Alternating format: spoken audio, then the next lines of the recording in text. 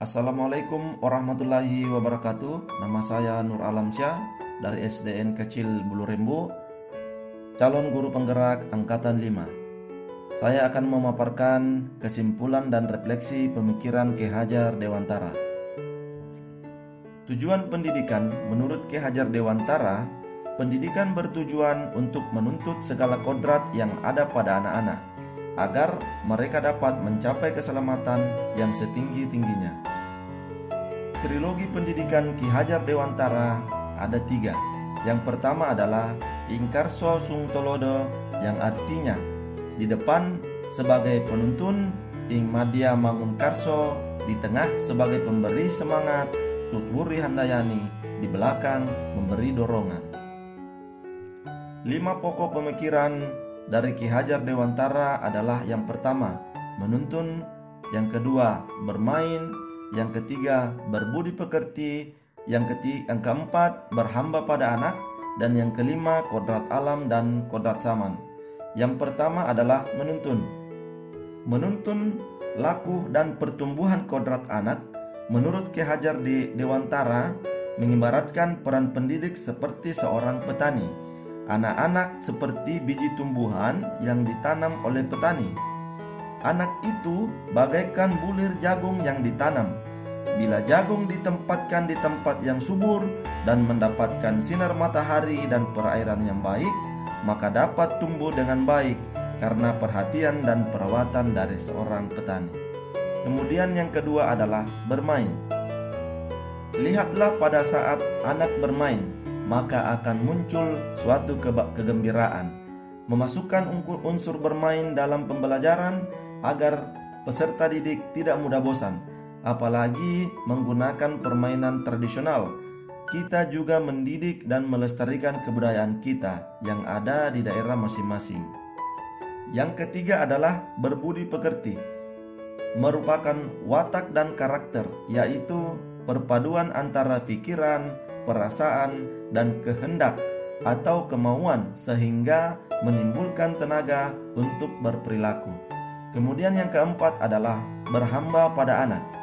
Berhamba pada anak yaitu pembelajaran yang berpusat pada peserta didik, memanusiakan dan memerdekakan peserta didik sesuai dengan karakter dan kebutuhannya.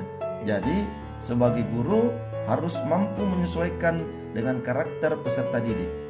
Kemudian yang kelima adalah kodrat alam dan kodrat zaman. Kodrat alam berkaitan dengan sifat, watak, atau karakter yang sudah terbentuk pada lingkungan peserta didik masing-masing. Sedangkan kodrat zaman berkaitan dengan isi dan irama. Kemudian di tugas berikutnya adalah ada 3 pertanyaan, refleksi pembelajaran. Yang pertama adalah pemikiran dan perilaku yang saya percayai sebelumnya. Yang kedua, perubahan pemikiran dan perilaku. Dan yang ketiga, yang diterapkan di kelas sesuai dengan pemikiran Ki Hajar Dewantara. Yang pertama adalah pemikiran dan perilaku yang saya percaya sebelumnya.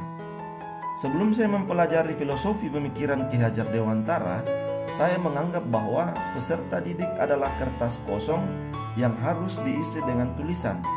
Saya sebagai guru hanya berpedoman pada kurikulum yang harus dicapai, sehingga tidak memperhatikan kodrat anak tersebut serta tidak dapat mengembangkan potensi yang dia miliki. Kemudian perubahan pemikiran yang saya lakukan, perubahan pemikiran dan perubahan perilaku.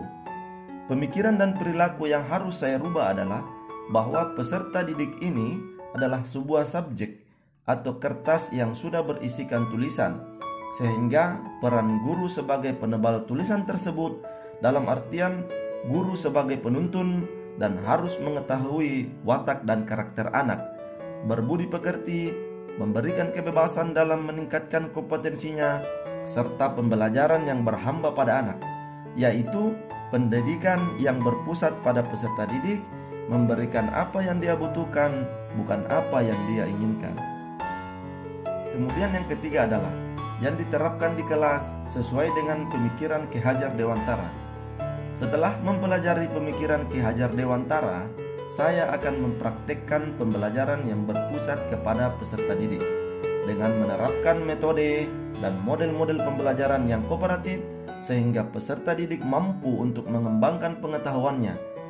Melakukan pembiasaan budi pekerti, contohnya dengan menerapkan 5S, salam, senyum, sapa, sopan, dan santun. Kemudian menjadi contoh atau panutan kepada peserta didik dengan menerapkan perilaku disiplin dan juga selalu merefleksikan hal-hal yang telah dilakukan guna untuk peningkatan proses pembelajaran dan juga peningkatan kompetensi. Itulah pemaparan saya terkait dengan kesimpulan dan refleksi pemikiran Ki Hajar Dewantara. Terima kasih. Wassalamualaikum warahmatullahi wabarakatuh.